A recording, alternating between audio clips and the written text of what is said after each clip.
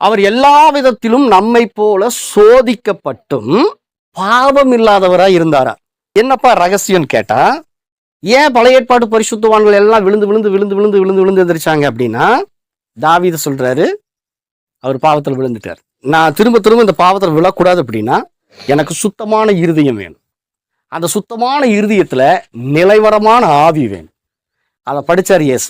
ஏன்னா எபிரேயர் 10:7 வாசிக்கிறோம், தேவனே உமது சித்தத்தின்படி செய்ய இதோ வருகிறேன். உம்முடைய விருப்பத்தை நான் செய்யணும்.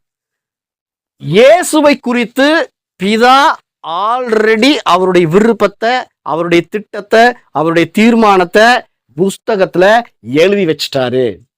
உங்களை குறிச்சு ஒரு ஜாதகத்தை அவர் எழுதி வச்சிட்டார்.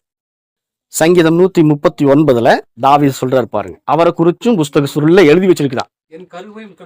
என் கருவை உடைய கண்கள் கண்டது, என் அவயங்களில் ஒன்றாகிலும் இல்லாத போதே அவைகள் அனைத்தும் அவைகள் உருவேற்படும் நாட்களும் உமது புஸ்தகத்தில் எழுதியிருந்தது.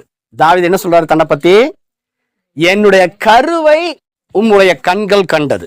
கருவை உம்முடைய கண்கள் கண்டதுனால அந்த கரு அழியாம பாதுகாத்து, அப்பவே என்னுடைய ஜாதகத்தையும் நீங்க எழுதிட்டீங்க.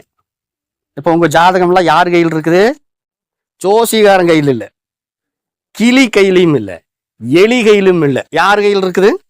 தேவனுடைய கரத்துல, தேவனுடைய புஸ்தகத்துல எழுதியிருக்கு.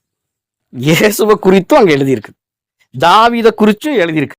யோசியாங்கிற ஒரு ராஜா வருவான், யோசபாத்துங்கிற ஒரு ராஜா வருவான்.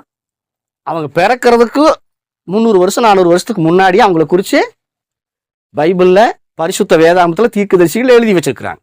ரட்சிக்கப்படாத மாவீரன் அலெக்சாண்டரை குறிச்சும் கூட தானியேல் எழுதி வச்சிருக்கிறார். அல்லேலூயா. இயேசுவை குறித்து மாத்திரமல்ல, பரிசுத்தவான்களை குறித்து மாத்திரமல்ல, உங்கள் ஒவ்வொருத்தரை குறித்தும் அவர் எழுதி வைத்திருக்கிறார். இன்னும் சொல்ல போனா ஆவியானவர் எனக்கு சொன்னது, உனக்குன்னு தனிப்பட்ட விதத்தில் இல்லை, இயேசுக்கு என்ன எழுதணும் அதை தான் உனக்கு எழுதியிருக்கிறேன். அதனாலதான் இயேசுக்குள்ள கொண்டு போய் என்ன பண்ணிக்கிறேன், வச்சிருக்கிறேன்.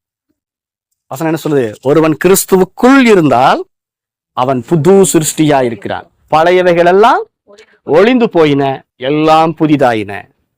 வேதத்துல கிறிஸ்துவ பார்க்கணும், கிறிஸ்துவுக்குள்ள உங்களை பார்க்கணும்.